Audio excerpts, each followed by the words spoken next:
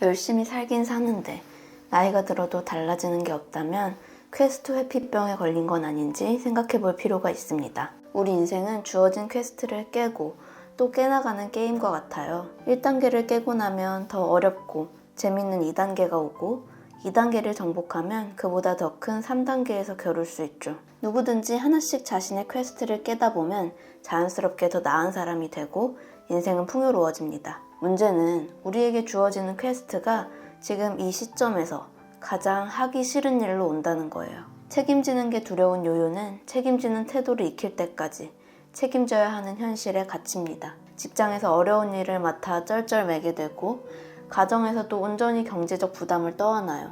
심하면 친구나 지인들까지 걸핏하면 부탁을 하고 자신들의 일을 도와달라며 요요를 몰아붙입니다. 뚜뚜에게 책임지는 일은 별게 아닙니다.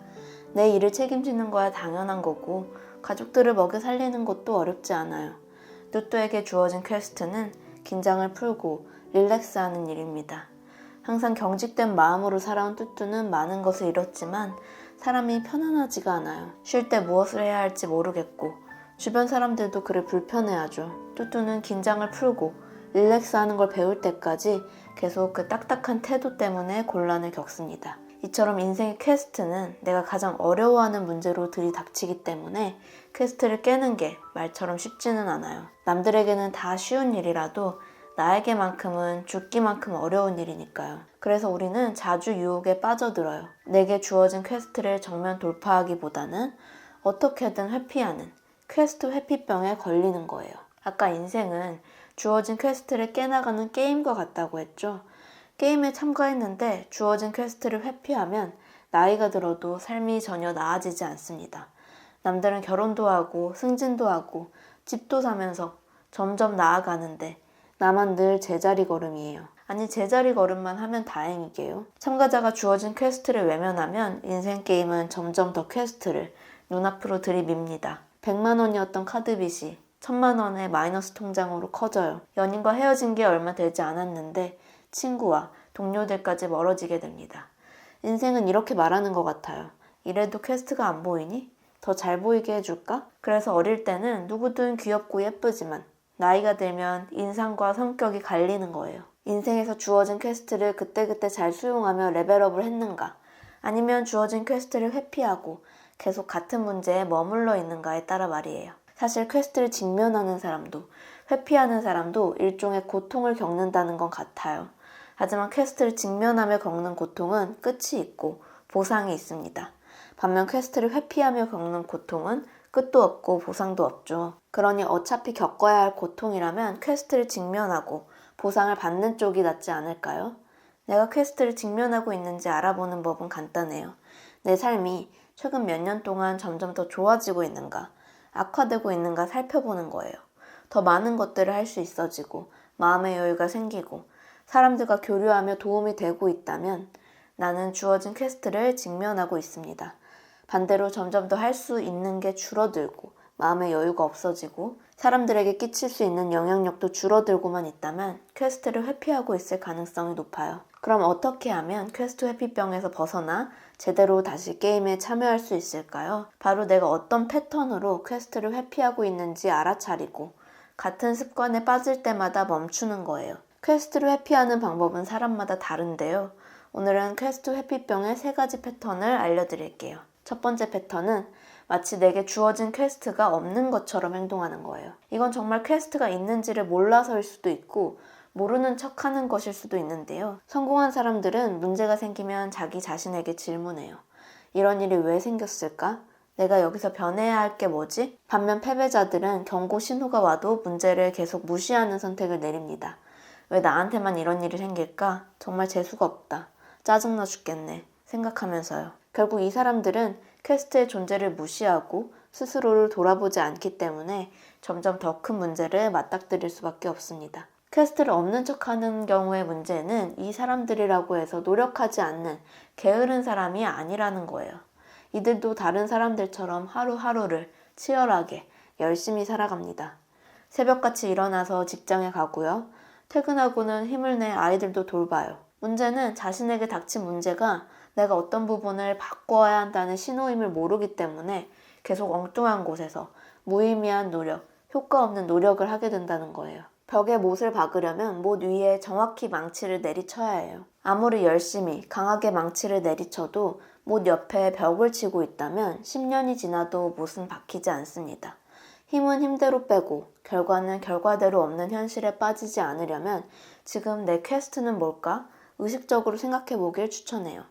올해, 이번 달에, 이번 주에 여러분이 집중해야 할 문제는 무엇인가요? 그 문제에서 여러분이 다르게 마음을 먹어야 할 부분, 다르게 행동해야 할 부분은 무엇인지 스스로에게 질문을 던져보세요. 퀘스트를 회피하는 두 번째 패턴은 내 퀘스트는 내가 해결할 수 없다고 변명을 붙잡는 거예요. 다시 말하면 남 탓을 하면서 퀘스트를 회피하는 건데요. 뚜뚜는 남자친구와의 관계에서 고민을 갖고 있어요. 무능하고 게으른 남자친구가 한심하고 이대로 가면 결혼은 제대로 할 수 있을지 우리에게 미래가 있기는 한지 답답하기만 해요. 이때 뚜뚜는 생각해요. 내가 불행한 건 남자친구 때문이야. 이건 저 사람이 변하지 않으면 해결할 수 없어. 아니에요, 뚜뚜. 은근슬쩍 퀘스트 해결을 남자친구 쪽에 밀어두면 안 돼요.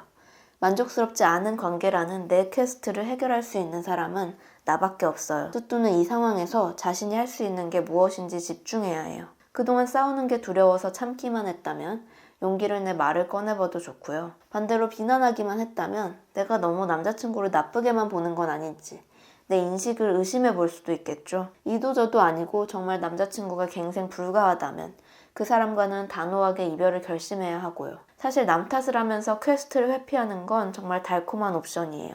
나는 피해자인 것처럼 상대를 비난하면서 우월감을 느낄 수 있고요. 동시에 버겁고 힘든 퀘스트를 외면할 수 있으니까요. 하지만 남자친구가 좋은 사람이든 쓰레기 같은 사람이든 그 사람을 붙잡고 있는 건 뚜뚜 자신이에요. 나쁜 관계 속에 자신을 방치하고 있는 건 자기 자신이기 때문에 그 문제를 해결할 수 있는 사람도 자신밖에 없다는 걸 기억해야만 해요. 퀘스트를 회피하는 세 번째 패턴은 상황 탓을 하면서 퀘스트를 회피하는 거예요. 즉 내게 주어진 상황은 외면하고 더 상황이 좋았으면 어땠을까? 부질없는 상상을 하는 건데요. 예를 들면 지금 요트 채널에 1만 명의 구독자분들이 구독을 해주고 계세요.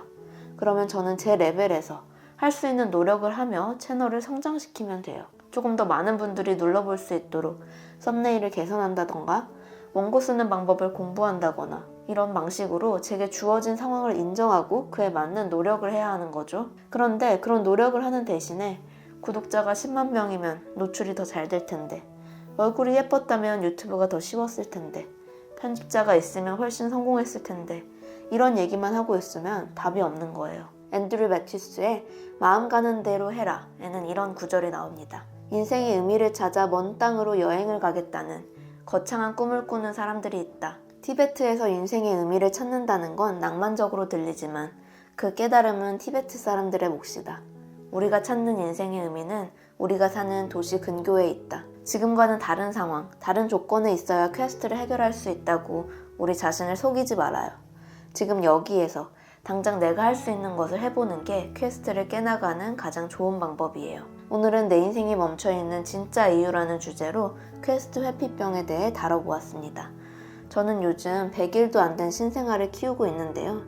이렇게 어린 아기는 트림 하나 하는 것도 어려워서 낑낑댄다는 것을 알고 계시나요? 지금 우리가 아무렇지 않게 하는 트림하기, 누워서 잠자기, 방귀 뀌기 같은 것들도 다 하나하나 배웠기 때문에 가능한 거였어요. 그렇게 생각하면 우리가 얼마나 많은 퀘스트를 깨며 살아왔는지 놀랍지 않나요? 여러분이 지금 어떤 문제를 마주하고 있든 여러분은 그걸 해결할 수 있는 능력과 경험이 있습니다. 나는 할 수 없다고, 해낼 수 없다고 무력감과 패배감에 지지 말고 하나씩 할 수 있는 것들을 시도해보세요. 그럼 오늘 영상은 여기까지이고요.